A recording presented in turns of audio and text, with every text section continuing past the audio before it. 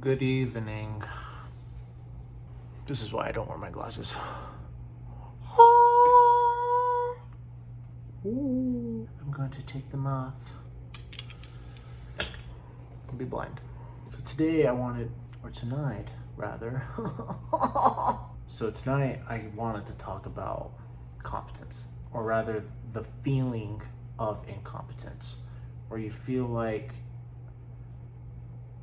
you're not doing good enough at something, whether that's at your work or a skill or a hobby, or even worse, you feel like you are giving it your all and you are putting everything out there, but it just doesn't feel like it's good enough. So let's talk about it.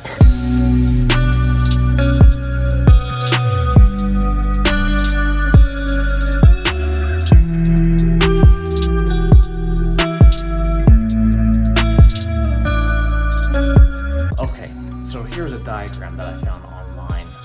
If you want to view it yourself, there's the link right there. I'm not going to go ahead and cite it, but there it is. You're welcome. So, obviously, we start at unconscious incompetence. This is where you are completely new to a subject or a discipline, and all the knowledge that you're learning is coming at you like water through a fire hydrant. You really have no idea what anyone is talking about. The vernacular and the jargon of the subject are completely alien to you. And very quickly, you become very conscious of the fact that you have no idea what you're doing and you know absolutely nothing, which this is where a lot of people feel discouraged, get frustrated, and often quit. But with time and with practice, you can eventually become competent. However, this is a competence level where you have not yet mastered it, and it still takes a very active part of your brain to perform whatever skill or task that you are performing. With more time and with more practice, that starts to become instinctive, starts to become second nature, muscle memory, to the point where you are able to do it on an unconscious level. This, at least to most diagrams I've seen, is the highest degree of competence. But I have seen right here, as you would call it, a mastery level or a fifth level, which I have, according to some sites I've read, is what people call unconscious competence, where you have that ability to do it at an unconscious level, but yet have the conscious ability to articulate what it is you're doing, and you can teach that. How many times have you had a teacher that was a genius at math, for example, but for the life of them, they just weren't good at teaching it? Or how many times have you had a friend that was super good at something and you asked them, hey, I want to learn how to do that. What's your secret? Can you please teach me? And their response is something to the extent of, I don't know, I just do it. I don't really know how to explain it. Those people have the unconscious competence, but don't have that mastery level to the point where they can impart that knowledge. And I think most of us get discouraged and frustrated and quit when we all of a sudden realize, man, there is so much I don't know. Or even at times, hey, I'm good at this, but I'm not great at it. And I've been trying and I just can't get to that next level, or I can't get where I want to be, or worse, where my employer or where my supervisor wants me to be. That's not a fun place to be in. That's not a fun feeling. So what I wanted to talk about a little is some tips that I read that hopefully can help you fight those feelings of incompetence, or fight those moments where you just want to throw in the towel and quit, because we've all felt it. I feel it, and sometimes we feel it every day to one degree or another. So hopefully this is something that you can apply every day. Number one, I would say, is to recognize that the feeling of incompetence isn't necessarily a bad thing. I think that that feeling that you're not doing good enough, or that feeling of failure, can very much be a catalyst to success. I think it can push you to do things, or to do things to an extent that maybe you otherwise wouldn't do traditionally. It's definitely a double-edged sword. You definitely don't want it to completely dictate everything you're doing to an inhibiting extent. I'm not sure if that's the right way to put it. If you're not careful, it can definitely stunt your ability to grow.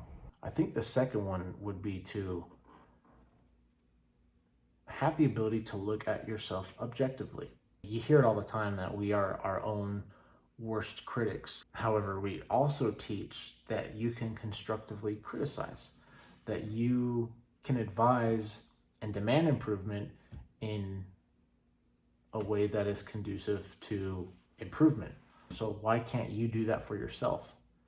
Being your own worst critic might not be such a bad thing if you're doing it the right way. I think if you're able to step outside of yourself for a second and really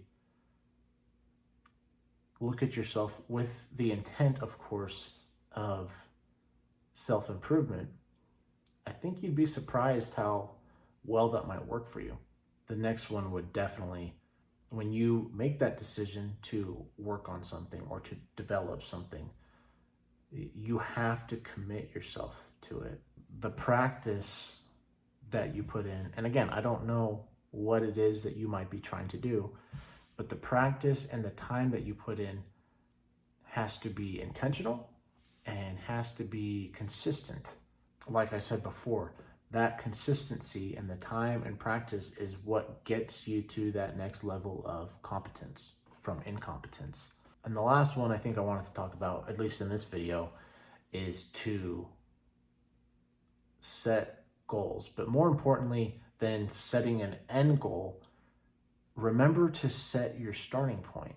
How many times have you set out to accomplish a task or to work at something or improve at something, and you are, 4 or 5 months down the road, and you start to get discouraged and upset because you're comparing yourself to who you were or how you were a week ago from that point.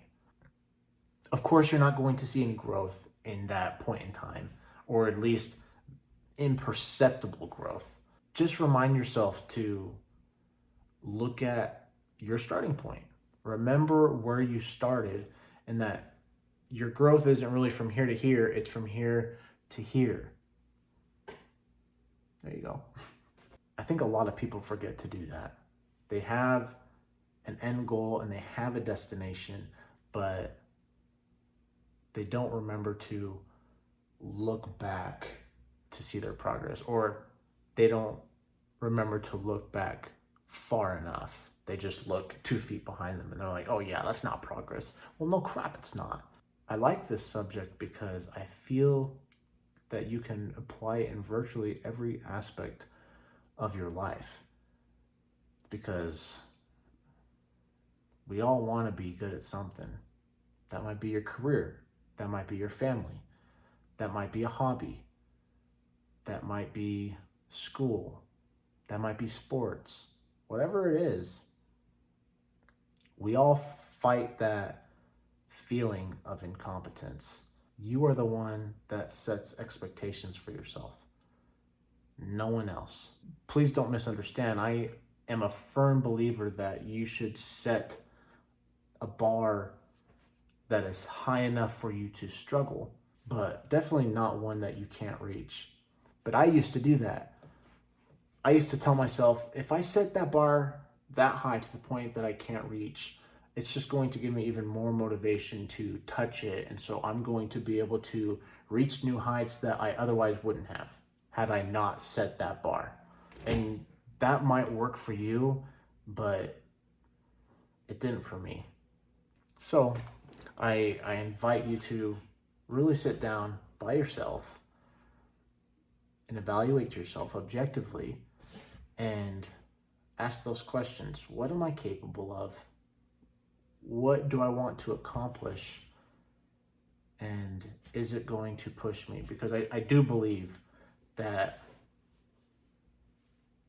when we are doing something that is hard and when we are doing something that allows us to grow, those feelings of incompetence are inevitable. So they're not necessarily bad. Just don't let them consume you. Guys, I got nothing else. Again, my videos, I'm just thinking out loud. It's not something I pretend to or ever will pretend to be an expert in.